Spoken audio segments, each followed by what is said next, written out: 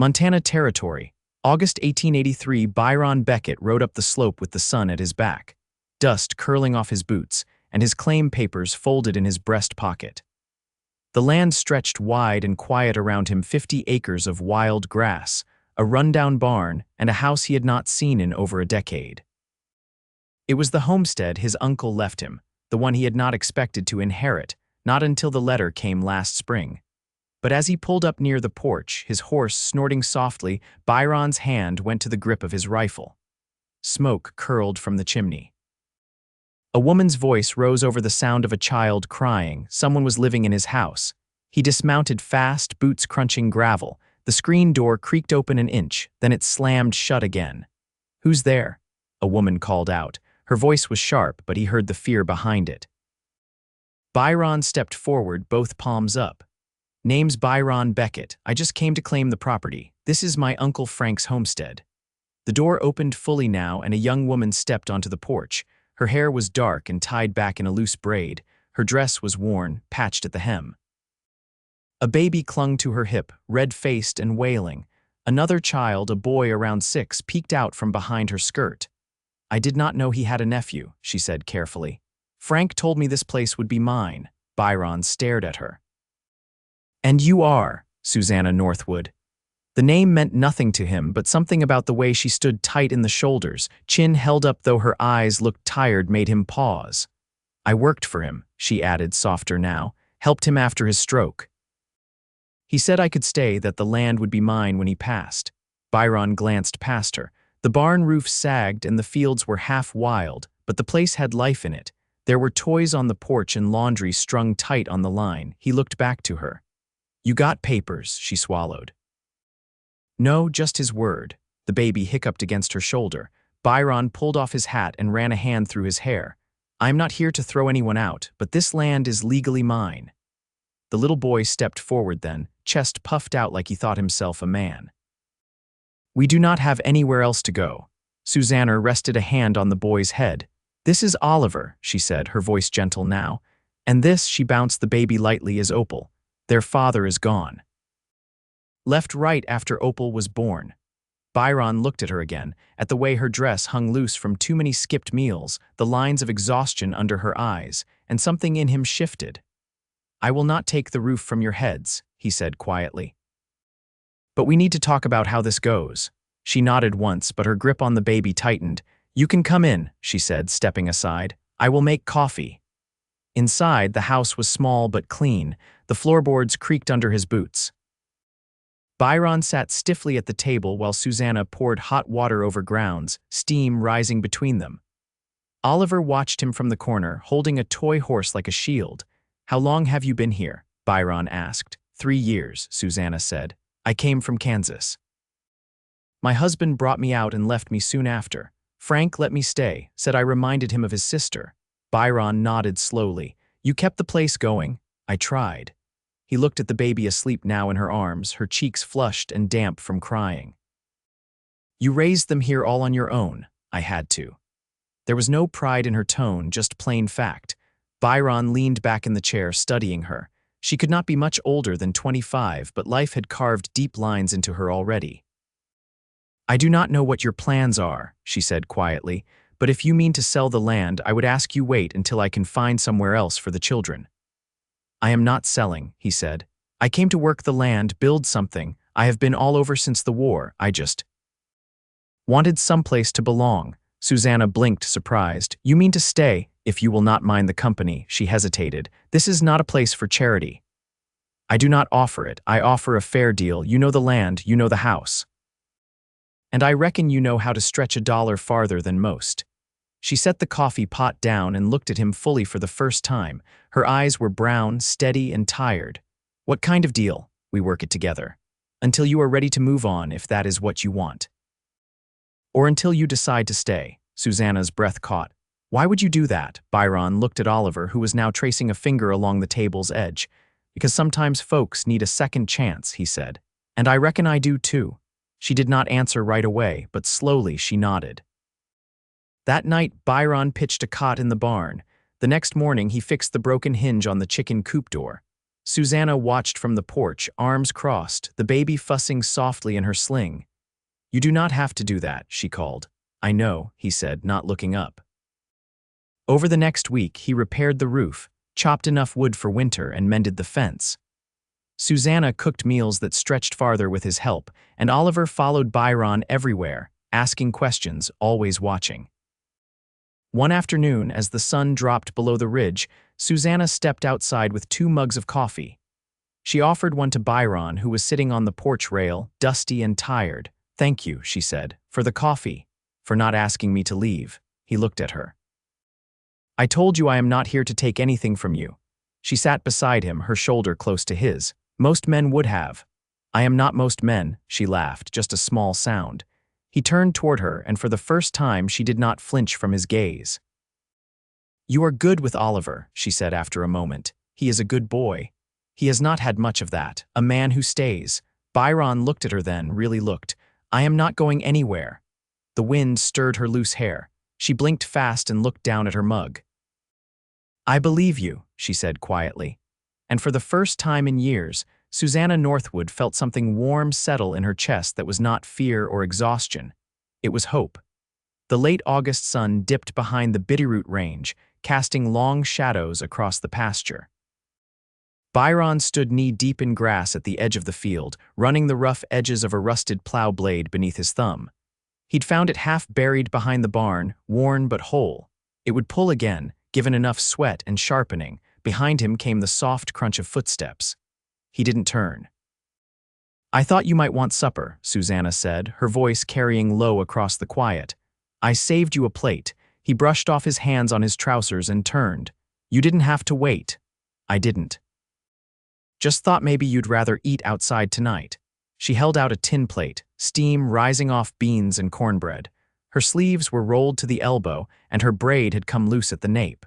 She looked steadier than she had a week ago, though the careful watchfulness in her eyes hadn't gone. He took the plate from her. "Thanks. I meant to ask," she said, glancing toward the plow. "Are you planning to turn the whole north field? Once I get that blade cleaned up. Thought I'd start with a few acres, see if the soil still holds good." "It does, but it's rocky near the tree line." Frank used to lose a mule to a twisted leg every spring. Byron sat on a flat stone near the fence and took a bite. The cornbread was dry, but the beans were rich with bacon grease. He nodded toward the house. "Oliver asleep?" "Not yet." "He's got questions about you he won't ask to your face." He smiled faintly. "I imagine he'll get around to it. He wants to know if you fought in the war." Byron paused, then took another bite. "You tell him." "No, I told him it was your story to give." He glanced at her, surprised. She met his eyes. "I fought in Georgia," he said slowly. "Infantry, lost 2 brothers to it. After Appomattox, I didn't go home, just drifted. Rail camps, trail herds, sometimes nothing at all." She folded her arms, her fingers tucking beneath her elbows. "You ever think about going back?" There wasn't anything left to go back to. She nodded once and sat beside him on the stone, careful to leave space between them. "Frank used to talk about his family," she said. "Said his sister had boys who ran wild through the corn rows. Said one of them had a temper but a good heart." Byron looked down at his boots. "That'd be me," I figured. Crickets sang in the tall grass. A breeze stirred the hem of her skirt. Neither spoke for a long while. "I haven't had someone to talk to in a long time," she said finally. "Not like this." He looked at her, saw the way her fingers worried at a loose thread near her cuff. "What happened to your folks?" "My mother died birthing my brother. He didn't make it either. My father raised us alone. He was a shoemaker, honest but hard. When I married, he gave me his blessing and never wrote again." He nodded, chewing slowly. "My husband wasn't cruel," she added, "just careless, thought of freedom more than family. When I told him I was with child again, he packed a bag and rode west, said he'd send for us. He never did." Byron didn't offer sympathy. She didn't ask for any. Instead, he said, "You ever think about leaving here?" She tilted her head. "Where would I go? I don't know. Town, maybe, Helena. Someplace with more people." She looked toward the barn, the field, the fence line that needed mending. "This land may not be much, but it's the first place I've made mine, even if it was just borrowed." He set the plate down on the grass, wiped his mouth with the back of his hand. "You still want it?" he asked. She turned sharply. What do you mean, this place, the land, the house? Do you still want it? Her brow furrowed. I thought we agreed to work it together. We did, but I've been thinking. He glanced toward the smoke trail curling from the chimney. Maybe there's more than one way to build something lasting. She looked at him, quiet as the dusk settling around them. What are you asking me, Byron? I'm saying maybe we stop pretending this arrangement is temporary. You and me, we're already building something together. She stood slowly, brushing grass from her skirt. I'm not afraid of hard work, she said, but I've learned not to count on anyone but myself. I don't expect you to count on me, he answered. Not yet, just don't shut the door on the idea. She looked at him for a long moment, then she nodded once, slow and thoughtful. I won't, she said. The moon rose pale above the ridgeline. She walked back toward the house, not hurried, not hesitant. Byron watched her go, the weight of something real settling in his chest. Not like the rifle he'd carried or the burdens he'd dragged behind him for years, but solid, rooted, like land after a hard rain. He picked up the plate, finished the last bite, and sat a while longer, listening to the wind move through the grass. By the second week of September, the first yellow-edged leaves clung to the cottonwoods along the creek. Mornings came cool enough that Byron lit the stove before sunrise, warming the kitchen before Susanna stirred. The rhythm of the days had begun to settle, measured in fence posts sunk, rows turned, bread risen, children fed. That afternoon, Byron stood in the barn loft, sorting through what little seed was left from years past. The sun filtered in through the slats like thin gold threads, catching dust in the air. Below him, Oliver dragged a wooden crate across the floor, determined to build a chicken roost for a hen nesting beneath the porch. You figure she'll use it, Byron called down. If I put straw in, Oliver said, wiping his hands on his trousers, and if Opal doesn't try to climb inside again. Byron chuckled and tossed down a length of rope. Tie that off if you want it to stay standing. Later, as the shadows stretched long across the pasture, Susanna walked out carrying a jar of liniment and a strip of muslin. Byron sat on the porch steps, rubbing at his wrist. You overdid it again, she said, kneeling beside him. I twisted it when that fence rail slipped. He flexed his fingers, the joint stiff but not swollen. I'll be fine tomorrow. You'll be worse tomorrow if you don't let me wrap it. He didn't argue.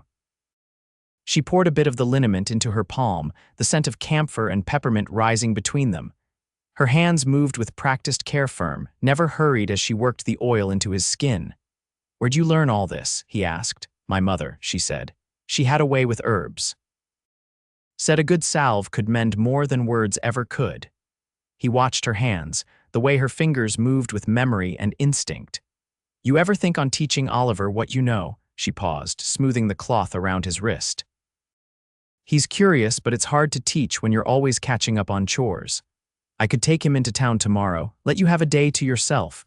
She tied the muslin off with a clean knot. What for? Whatever you need, quiet, time to write letters. Rest. She sat back on her heels and looked at him, her face unreadable in the half-light. I haven't had time to think about what I need in years.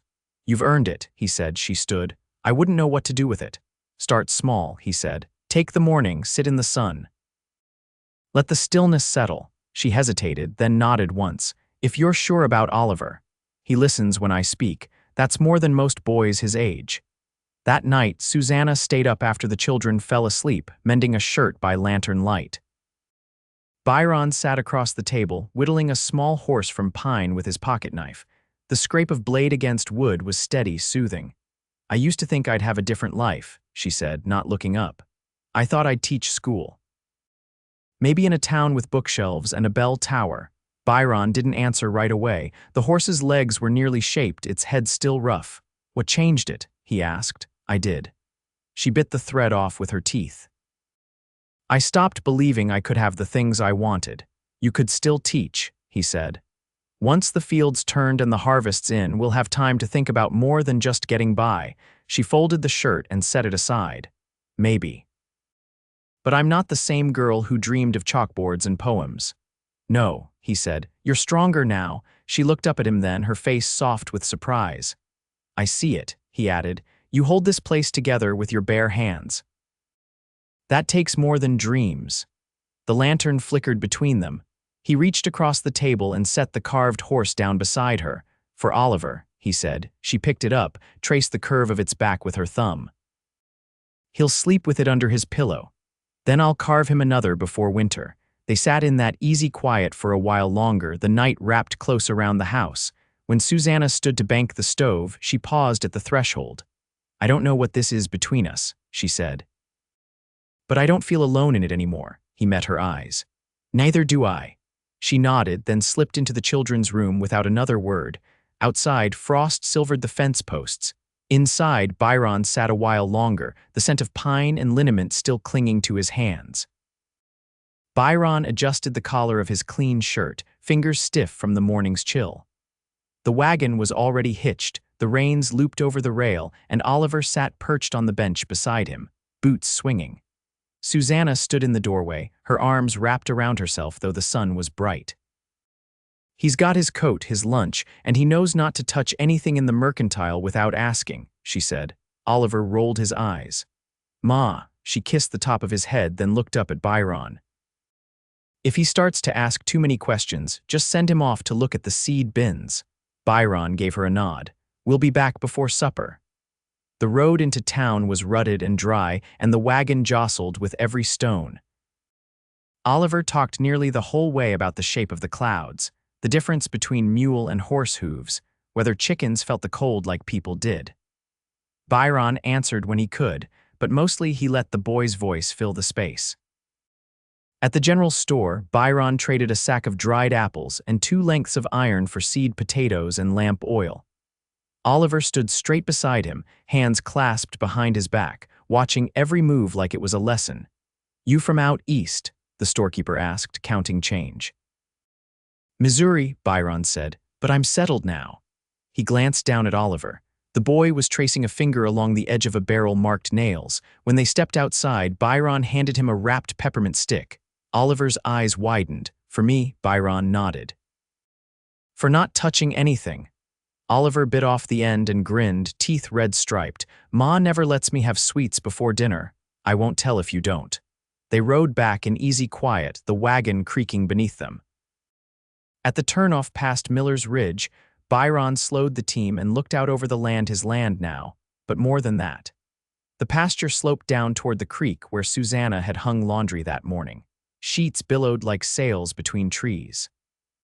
"Do you think Ma's lonely?" Oliver asked. Out of nowhere, Byron kept his eyes on the road.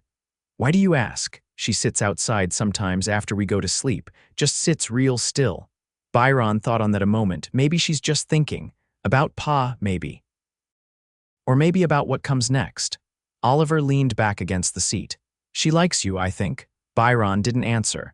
That evening, the potatoes were peeled, the bread baked fresh. Byron helped carry water in from the creek, his sleeve damp to the elbow.